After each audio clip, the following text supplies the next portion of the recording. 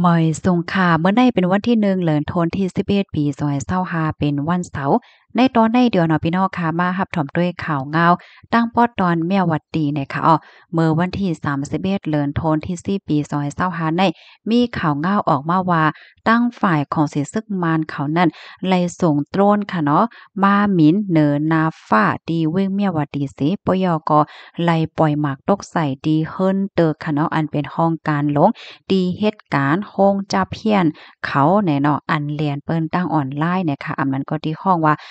ปื้นตีเขปากเนี่ยค่ะอันมีไว้อยู่ดีเว้งแม่วัดดีนั่นค่ะน่ะเนาะต่อหน้ากันดังวานแม่กูไหมท่าสูงเจอเว้งแม่สอดเจตอนตากว่าหนังไหนเนี่ยค่ะลองอันของสิซึ่งมานเขาวปล่อยหมากใส่ในปอกำในค่ะก็ถือเลยว่าเป็นวันโทนที่8เหย้าเฮ็ดจังไหนค่ะเนาะไหว้หลังสีละลายปลาละลายฝ่ายค่ะเนาะเปิ้นก็ปันแห้งอีให้กวาดล้างกวาดทาดก้นเหรียญตั้งออนไลน์ว่าสังว่าเฮ็ดจังไหนแฮวก็ตั้งฝ่ายของสิซึ่งมันเขาในก็เข่งแข็งเสียก็กดทัดมาปยก็มีลองปล่อยหมากปล่อยหังใส่ปื้นดีคงจะเพียนเขาเนี่ยค่ะนี่ก็เป็นวันโทนที่8ไว้เฮ็ดจังไหนเนี่ยค่ะลองปล่อยหมักในปอกำไรได้ก็อำเลยมีพรตุ้มยอนสั่งเข้ามาตั้งฝั่งเมืองไทยหนังเก่าเฮ็ดจังไหนนะก้อยกะว่าอยู่ตั้งฝั่งเมืองไทยเนี่ยก็ไล่หันไล่ยินค่ะเนาะเพราะว่าของสิซึ่งบ้านเขาปล่อยหมากว่าสังว่าจังไหนได้ก็เตหันอันเป็นกว้านฝ้ายปงขึ้นเนอต้องฟ้าว่าสังว่าเจิ้นในเฮ็ดจังไหนคะปยก็ไล่ฮู้แทงว่าตั้งฝ่ายของสิซึ่งมานเขาในค่ะนะมีแผนการตีเตะกวาดล้างปยก็เฮ็ดให้เปิ้นตีเขภาคในกว่าติ๊กๆเนี่ยค่ะ และมีเป้าหมายดีๆเอาหมากลงในปล่อยใส่ขึ้นตึกนำถึง80หลังซึ่งในลูกกวนว่าหนังไหนเนี่ยค่ะอิงเนอลองตั้งจังหนังในเสียก็ในมีโกนที่อันกว่าเหตุการณ์อยู่ที่ห้องจับเพียนั่นค่ะนะเขาในก็ออนกันปายค่ะต่อถึงวันที่30เดือนธันวาคมที่10ปี2025ที่ป่นมาในก้นตีอันปายเขาทั้งเมืองไทยในมีกว่า1เฮง5บาท75ก้อเหย้าในค่ะในก้นเฮงปายในค่ะเนาะก็ได้มีก้นอยู่28จื้อจาดว่าหนังไหนเนี่ยค่ะอยู่ที่ตั้งฝ่ายภูมิพลพ่อนเขาเนี่ยก็ไล่เอาห่มลมไล่เอาลง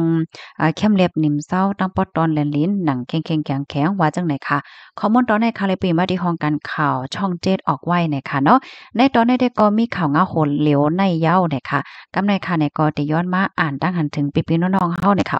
ทอมกันอยู่ที่ไรตั้งไรต้องตักกันมาไรเนี่ยค่ะเมื่อในก็ย้อนน้อมอีกหนึ่งค่ะเนาะค่ะเฮาค่ะเนี่ยก็มาตกเลื่อนอีกหนึ่งเนี่ยค่ะนะค่ะใบซุ่งค่าทอมกันอยู่ที่ไรพวกในค่ะเนาะเขาใครมาอยู่จำเมืองก้นไขเพราะว่าฮอดถึงมาวันที่5ในค่ะนะลูกเหลินได้มาจู้จำลูกลมฟ้าเฮาค่ะสุดในฮอบปีเนี่ยค่ะก็ยอก็ได้เป็นเลินม่วนใหญ่เนี่ยค่ะเป็นวันเหลิน12ม่วนเนาะพี่น้องเฮาค่ะเนาะมาแทงค่ะวันลื่นเมิดหน้ามา1แค่นเต็นหน้ามาติ๊กๆเหย้ามีไว้ในมีไว้ในทำวันนั้นเนาะอันนี้ก็ปันตาหันถึงมาตีมนต์เจ้าปลอมเหลืองนำมาไหนค่ะเนาะเพราะว่าเฮาค้ามาด้วยกะปันมื้อเหลียวเนี่ยก็ไอ้หยังก็หลีเลยฟังกว่าเสียงโมดค่ะเนาะเพราะมาด้วยอันเป็นมนต์เจ้าปลอมในอายุเปิ้นบ่มี80ปลายแล้วค่ะนะเพราะว่าเฮาตัวอยู่ๆได้ต้วยมันใครออกค่ะเนาะว่าเป็นมนต์เจ้าตู้มนต์เจ้าปลอมเฮ็ดไหนค่ะนะแม่ซุงค่ะอยู่ที่สิป้อสิรับทอมอยู่ค่ะยินส้มเด้อค่ะมาแทงค่ะเนาะวัดใหม่ในเปิ้นเปิดเฮ็ดปันเมื่อไรค่ะเนี่ยลองวัดใหม่ในยังอำไปหันมีคอเปิ้นเผาลองคืบหน้าสังจึงหือมาเนี่ยค่ะมาแทงค่ะพี่เฮาใครก่อนแลด้วยเมืองเหลินได้ยาวค่ะหลียาวค่ะก็คัดใจลุ่มลาด้วยถึงป้ายอยู่หลีเนี่ยค่ะเนาะให้เฮาค่ะอยู่ฮอดถึงขิงข้าวที่เปิ้นก่อนเด้อเมืองเหลินค่ะเนาะก็ข้าวตั้งในในข้าวตั้ง20ถึง30ปีเจอในเปิ้นได้ขับขึงให้กวนเฮาค่ะได้จางกว่าไลหนังงายโล้มเฮ็ดจังได๋ค่ะมาแทงค่ะเนาะโอชันเลเฮาค่ะแต่มาว่ากำยาโพใจเหรียญเอาเงินติ๊กๆนะไหนค่ะว่าข่าวเงานั่นยาวค่ะเพราะว่าเฮาค่ะมาด้วยหวังๆในก่อนใกล้ๆเลยยินข่าวเงาจังไหนไหนค่ะเนาะเพราะว่ามาโดยอันก้นตั้งนำตั้งหลายปันตั้งหันถึงและคอมเมนต์แต่ก็มันก็เป็นฟังทางติ่มโป้นหลีนั่นค่ะนะเนาะมันก็เปิ้นก็ว่าเอ๊ะแหงเลยผู้ใจกับปานบ่เหลียวในเข้าหานั่งยิ่งอันมีเงินว่าหางไว้เขียวเอาแลเอาเงินเปิ้นเป็นจังไดมาเตี้ยวห้าให้เนี่ยเนาะก็เพราะว่าเป็นกอดจ่ายแน่เปิ้นก็เต็ม เฮ็ดจั่งไหนเนี่ยหลายก็ปันตั้งหันถึงเฮ็ดจั่งไหนบ้าให้เนี่ยก็มีเนี่ยค่ะเนี่ยพี่น้องคะรับถอมยอหันถึงจึงหื้อเนี่ยค่ะเนาะก็เพิ่มเติมข้อมูลมาลัยเนี่ยค่ะนะ ยก็เตมาอันตั้งหันถึงตอนดัดหันถึงอันไรที่ตกคงตกหายเนี่ยค่ะเนาะค่ะหอมแลอันแม่นย่าเนี่ยอันนี้ก็ย้อนน้อมใหญ่นำได้วาเนี่ยค่ะเนาะปีเฮาค่ะ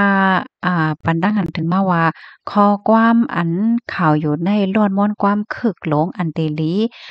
ห้างอยู่สังว่าภายวนไลแลเฮ็ดจอมแก่แต้ๆเนี่ยค่ะเนาะค่ะยินจอมค่ะเนี่ยก็ปันดังหันถึงมาดีโคกลองตั้งอันเตเฮ็ดให้เจอคือได้เคลื่อนย้ายเนี่ยค่ะ อ้อค่ะก็ยินหลีนจมดีพี่ๆน้องๆเฮาค่ะหันหลีก็แลจ่ายเนี่ยค่ะเนาะนั่นยาวค่ะตาเปิ้นที่เจอคือว่าได้ขึ้นใหญ่เนี่ยค่ะเนาะมันก็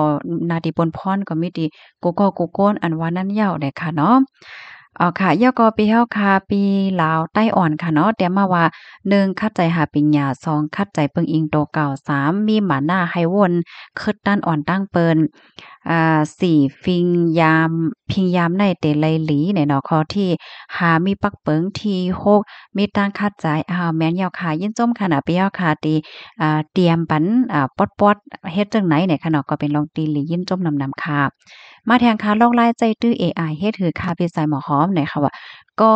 อันที่ในโฟนนั้นมันสิมี Gemini ให้ในไว้จ่องแม่นค่ะค่ะได้ก็ใจตีนั้นค่ะเล่นตีนั้นค่ะนะเพราะว่าเฮาค่ะเปิด Dcom เนี่ยก็เฮาค่ะก็กว่าเตรียม Dcom ค่ะมันสิออกมา Gemini เนี่ยค่ะนะ Gemini เฮ็ดไหนค่ะเนาะมันเนี่ยก็ได้ออกมาเนี่ยค่ะเมื่อเร็วได้มันเนี่ยก็ใครมีดิบมันก็ไข่หมอกความไตมันไข่หมอกความไตมาลอยๆเหย้าเนี่ยค่ะนะค่ะพี่น้องเฮาค่ะกว่าละต่อมันหลายเนี่ยค่ะเนาะเพราะว่าให้มันแห้งเนี่ยก็มันเนี่ยก็ได้เฮ็ดปันเนี่ยค่ะเนาะได้ย้อนลัดปันแห่งกรรมค่ะเป็น GE ค่ะนะก็ Gemini เนี่ยค่ะGemini เนี่ยค่ะขาวใส่หมอหอมได้ก็ใจโตในค่ะเนาะเลนดีอ่านได้ยาวหน่อยค่ะค่ะต้องตักกันมาเลยค่ะนะถ่อมกันอยู่ที่ไรตั้งไรพองเลยค่ะก็เมื่อเหลียวได้เนี่ยค่ะเนาะก็ย้อนมาอ่านตั้งหันถึงพี่น้องเฮาค่ะเนี่ยค่ะลองฟิงยามอันว่าแน่ลำลองแลลองอย่าได้เต้เนี่ยค่ะเนาะใจยาวค่ะก้นเฮาค่ะได้ฟิงยามอันว่าแน่ลำลองนะเนี่ยค่ะมาแทงค่ะตั้งหันถึงค่ะเนาะไม่ทรงค่ะรับทำค่ะอยู่ตาเสค่ะค่ะยินจมค่ะสายมาแทงค่ะเนาะปีใจายใต้สายหมอคอมลูกให้กว่าด้วยอยู่ค่ะหาเนินเลินเนินลาวนั่นเลยค่ะเนาะเพราะว่าถามค่ะจังไหนค่ะเนี่ยก็ได้ตอบง่ายๆก้วยค่ะเนาะว่าใครกว่าใครกว่าค่ะสังว่ามีตื้อตังไหนค่ะมาแทงค่ะนางลาวค่ำอยู่ที่เมืองไทยไสถ่อมอยู่ค่ะเนี่ยเนาะ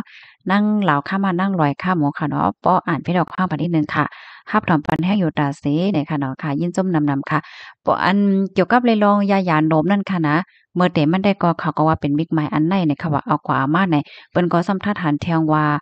มันเขาก็เฮ็ดแทงโครงการโรงงานต่างติอันนั้นละย้อนขว้างให้ไหนๆพี่น้องค่ะกำนั้นแลเพราะว่าซื่อๆมันก็